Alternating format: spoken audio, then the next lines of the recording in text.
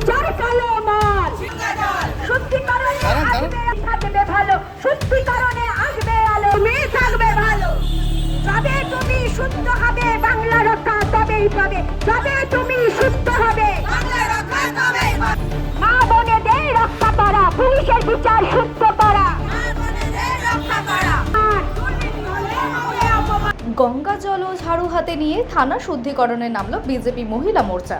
পুলিশের মনের মানসিকতার পরিবর্তন আনাতে রাজ্যব্যাপী থানা শুদ্ধিকরণে নামল বিজেপি মহিলা মোর্চা। পুলিশ শাসক দলের দলদাসে পরিণত হয়েছে। বিরোধীদের এমনই অভিযোগ দীর্ঘদিন ধরেই।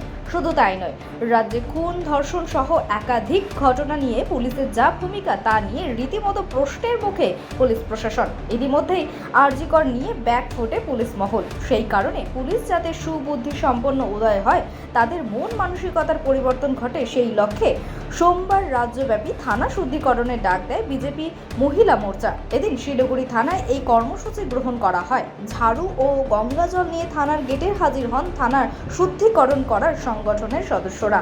পুলিশের বিচার শুদ্ধ করা, মা বোনেদের রক্ষা করা, পুলিশের বিচার শুদ্ধ করা। কালো মাল, পুলিশের বিচার কালো মাল, পুলিশের বিচার কালো মাল, পুলিশের হিসাব কালো মাল, তার কালো মাল, আরে পুলিশের হিসাব কালো মাল, আরে পুলিশের বিচার কালো মাল, আরে পুলিশের। আমার নাম তর্পিতা সরকার, আমি বিজেপি মহিলা মোর্চা শিলিগুড়ির প্রেসিডেন্ট। আমার নাম তর্পিতা সরকার। আজকে আমরা এখানে উপস্থিত হয়েছি শিলিগুড়ি থানার সামনে থানা শুদ্ধিকরণের জন্য। আমাদের পশ্চিমবঙ্গের অবস্থা এখন যেইভাবে ধ্বংসের দিকে চলে যাচ্ছে, দিনে দিনে ধর্ষণ, দুর্নীতি যেভাবে বেড়ে চলছে, মানুষ অস্থির হয়ে গেছে, জনগণ বিরক্ত হয়ে গেছে এই সরকারের প্রতি। এবং সরকারের প্রশাসন, আমাদের প্রশাসন মন্ত্রী, তার জন্য আমরা আজকে ওর চিত্তশুদ্ধি করার জন্য আমরা আজকে এখানে উপস্থিত হয়েছি। ওই থানার সামনে ঝাড়ু আর গঙ্গাজল নিয়ে তাদেরকে শুদ্ধি করার জন্য, তাদের মনের মানসিকতা আমরা যেরকম ঝাড়ু দিয়ে পরিষ্কার করে গঙ্গাজল ছিটিয়ে শুদ্ধ করি, তার জন্য আমরা আজকে ঝাড়ু আর গঙ্গাজল নিয়ে উপস্থিত হয়েছি।